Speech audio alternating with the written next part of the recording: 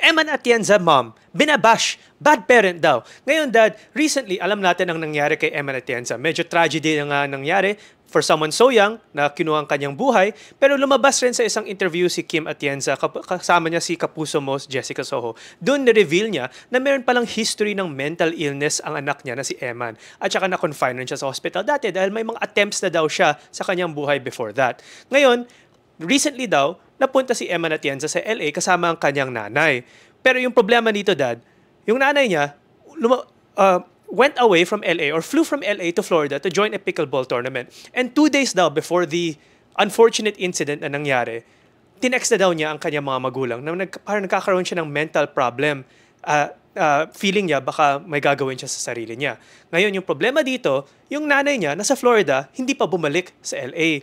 Kaya yun rin sinabi ni Kim Atienza, hindi bumalik yung nanay niya para i-check si Eman. Ngayon, syempre, maraming nagbabash ngayon sa nanay ni Eman Atienza na, one, bakit hindi niya sinama si Eman Atienza from LA to Florida para may kasama man siya? Or two, kung alam na niyang may problema or nag-text na, naghumingi ng tulong or may episode si Eman, ba't hindi siya lumipad kaagad from Florida to LA? Kasi syempre naman, paano mo naman mabibintangan si Kim Atienza kung nasa Pilipinas siya? Syempre siguro 18 hours plus pa ang flight niya, hindi niya makaka-catch or check up yung kanyang anak. So, dito kasi yung mahirap dahil tungkol sa mental illness, especially kung may history. Usually, ang mga recommendation nga ng doctor, kung may history na yung tao na pananakit sa sarili, dapat huwag iiwan yun. So, dad, ano masasabi mo dito? Tama ba na i-blame ang parents or blameless ba sila? What's your opinion on this, dad? Well, mahirap kasi mangutya at manisi ng kapwa, lalo na hindi naman natin alam ang punot dulo ng mga istorya at mga nangyari sa kanilang buhay, no? So, kasi bilang magulang, kung hindi ka pa magulang, madali kasing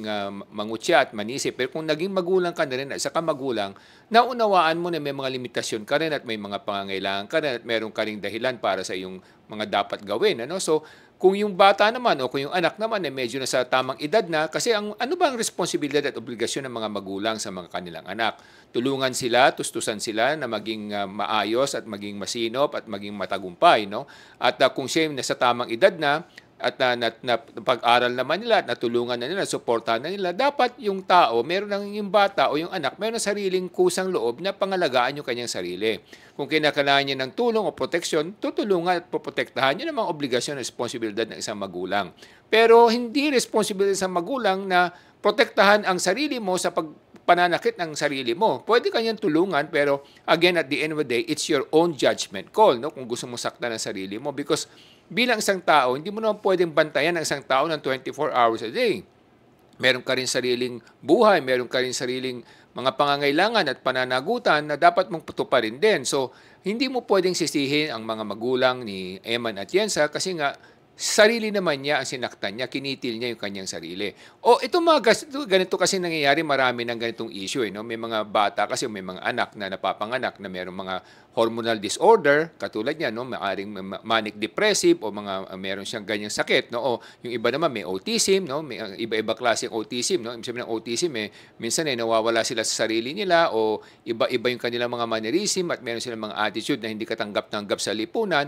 Pero ang trabaho ng magulang obligasyon, tulungan siya, suportahan siya, at protektahan siya hanggat sa abot ng kanilang makakaya. Pero kung sasaktan ng sarili, kasi hindi man na masisisi yung mga magulang dahil 24 hours a day, pwede naman yung sakta ng sarili niya anytime kung natutulog kayo. So, pwede mangyari yon. Ngayon, kung nagkataon naman na tumawag sa kanya o humingi ng saklolo, kung siya'y malayo, pwede naman sigurong tawagan niya yung malapit na mga kamag-anak o kakilala o siguro tumawag siya sa 911 para humingi ng saklolo para samahan o dalhin muna yung kanyang anak sa ospital o sa klinik o saan man, no? Sa mga mental institution na pwede siyang gabayan. Pero kung sasabihin natin na sisisihin natin yung mga magulang dahil sa kinitil niya yung kanyang sariling buhay, hindi rin naman patas yun sa mga magulang na katulad nila. No? Kasi nga sa aking pagkakaalam naman, responsable din naman sila. Pinag-aral nila, pinangalagaan nila, sinuportahan nila yung anak nila. Katunayan nga, sinama pa nga sa Los Angeles, no? Yung kanyang anak. No? So, ibig sabihin, natutulungan naman at susuportahan yung anak ng maayos. Ngayon, yung sinasabi nilang hindi lang bumalik, siguro dahil meron siyang pickleball tournament, siguro naman sa kanyang judgment siguro at that time, maaring hindi natin mahusgahan kung bakit, no? Pero maaring meron siyang commitment din sa ibang tao, sa ibang lugar at sa tingin naman niya, hindi naman siguro gagawin ng anak niya yon. So, yun ang mga tinatawag natin judgment call. Pero hindi natin pwede sabihin na Kaya kinitil ng bata yung sarili niyang buhay dahil sa mga magulang. So it's not a fair and kumbaga righteous judgment also kasi hindi natin alam ang talagang story ng bawat pamilya. Yun nga, Dad, kasi siyempre, ang mga akala ng tao, kung magulang ka, dapat ikaw yung mag-aalaga sa anak mo kahit na matanda na siya or may edad na siya. Pero kasi, Dad, yung hindi nga nagigets siguro ng maraming tao is yung sa mental illness, hindi kasi natin nakikita yun. Hindi para sa mga physical na illness or physical na injury. Kasi kung may physical injury ang tao, kung let's say nabalo yung paa mo or makita natin na hindi ka makakalakad. Pero yung mga mental illness, hindi natin nakita yung mga injury na gano'n at hindi natin alam kung ganong kalala yun. So, syempre, sa kwento nga ni Kim Atienza, ni Kuya Kim, pinadala nga nila sa psych ward na dati yung kanilang anak. So, kaya siguro naman, nung since na-release yung anak nila, siguro kala nga nila na mas okay na yung status ng anak nila. Pero sa mga ganitong sitwasyon, Dad, kung humingi ng tulong, siguro yun nga, bilang mga magulang, kailangan rin mas alert or kailangan tumawag rin sa 911 o sa mga kaibigan para tumulong rin sa kanilang anak. Siyempre, hindi rin nila makakontrol kung anong gagawin talaga ng kanilang anak kasi hindi naman talaga mababantayan unless talagang nasa psych ward yan na may straight jacket or may mga hired mga nurse na ganun, Dad. Pero, Dad, sa tingin mo, is there any way to help avoid this? Kasi mukhang marami ng mga kabataan ngayon since nagiging mas sikat ang mental illness, mas lumalabas na, masama ng mga tao na may mga suicide, mga attempts na ganito. Katulad sa may isang congressman nga dito sa Pilipinas na yung kanyang anak rin, sinaktan ng kanyang sarili. So mukhang on the rise na to. Sa tingin mo, bakit nangyayari to at paano natin ma-prevent to sa Pilipinas? Well, sa akin kasi ang mga ganitong sitwasyon, mga tinatawag nating hormonal disorder o minsan sinasabi na may mga chemical imbalance kaya nagiging parang manic depressive yung mga tao, no? So, sa akin, pag meron ng mga senyales, siguro it's better that you enroll them already sa isang psychiatric ward o sa isang rehabilitation center where mababantayan sila ng 24 hours, 7 days a week. No? So, kasi kinakailangan pagka meron ng ganyang mga threat o meron ng mga ganyang warning signs at alam natin na mahirap ng control, hindi naman natin talaga mapapangalagaan, mabuting dalhin na sa mga ward o rehabilitation center o mga ganyang psychiatric hospitals na mababantayan sila 24/7 at mapapangalagaan ang kanilang kapakanan. No? Yun ang the best remedy here. And second, of course, kung kakayanin at ang mga magulang naman ay Kristiyano, dapat isama sila sa mga ganyan singles for Christ movement para sa ganun makasalamuhan nila yung mga may pananampalataya sa Panginoon at pag niyapos nila yon at mararamdaman nila na yung buhay nila may purpose para hindi nila sasaktan yung sarili nila. Kasi nga kinakailangan ang mga kabataan mabigyan ng tamang landas na sila ay magkaroon ng purpose sa buhay. Kasi pag nawala ng purpose ang isang tao sa buhay, yun ang dahilan kaya nagkakaroon siya ng ganitong klaseng pananaw sa buhay, no? Yung suicidal attempts. No? Because normally, suicidal attempts during that time of depression or during that period of time that they feel at a loss. No? So, that should be corrected by giving them a purpose in life. Now, first, bring them to the Lord, make them embrace the Lord and embrace Jesus so that they will understand that their life is not for themselves but they were created for a purpose, to be able to serve other people and to be able to serve God's purpose. No? Pag naintindihan kasi nila yun, nagkakaroon sila ng motivation, inspiration para mabuhay kasi alam nila na ang buhay nila hindi para sa kanilang sarili lamang. Ngayon, Dad, actually talking about solutions para sa mga problema dito sa mental illness, may isang senator na nag-propose ng isang Eman Atienza bill or anti-online bullying. Kasi ang sinasabi niya, dahil na online bully si Eman Atienza, doon daw siya nagkaroon ng depression. Although, syempre sa statement ni Kuya Kim, matagal na daw siyang meron mga mental illness. Pero maraming nagko-comment na yung anti-bullying or anti-online bullying bill na to ay hindi makakatulong kasi meron na tayong cyber libel bill or cyber libel law.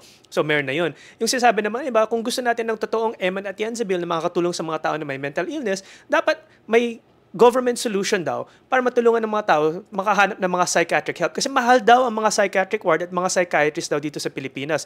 Normally, kung nasa private institution ka, 4,000 to 5,000 pesos per session yun. Kung nasa public institution or public psychiatrist, mga 1,000 to 2,000 pesos. So nagsasabi ng mga ibang tao na kung may Eman Atienza bill, dapat matutulungan natin ang shortage or price crisis dito sa mga mental health kasi masyadong restrictive daw makahanap ng mental health professional. Ano masasabi mo doon, Dad? Well, siguro unahin natin talakayin yung sinasabi ng ibang senator na merong Eman Atienza bill, no? Sa akin hindi yan aangkop, no? Kumbaga ganito yan eh.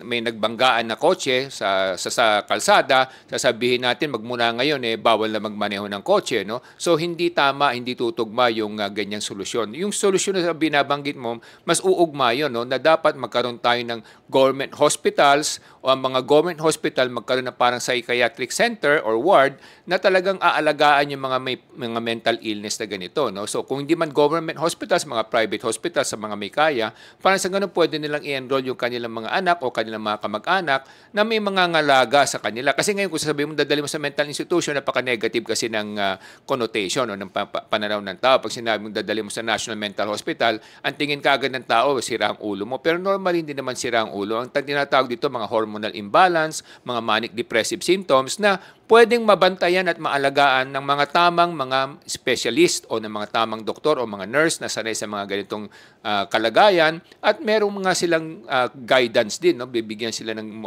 spiritual guidance at sasama dito ang simbahan at mga organisasyon ng Katoliko para mabigyan ng purpose at inspirasyon ng bawat may mga ganitong kalagayan. Pero Dad, yun nga, yung sinasabi ng tao, masyadong mahal daw ang mga services para makahanap ng psychiatric professional or mental health professional. Paano natin mabababa ang presyo ng mga services na ganito para mas maraming tao mas maka-afford sa mga services na ganito? Well, siguro what can happen is ang tamang eman at yan sibil na dapat gawin ng ating pamahalaan hindi yung pagbawalan ng cyberbullying, no? Kasi nga meron namang cyber libel na batas, no? Ang dapat nilang gawin ibigyan ng insentibo ang bawat hospital at mga government hospital mabigyan ng budget para sa ganun mapangalagaan nila, masuporta naman ng mga less privileged, yung mga hindi kayang magbayad sa mga private hospital o mga private specialist na gagamot sa mga ganito may kalagayan. No? So dapat ang gobyerno, yun ang gagawin nilang bill.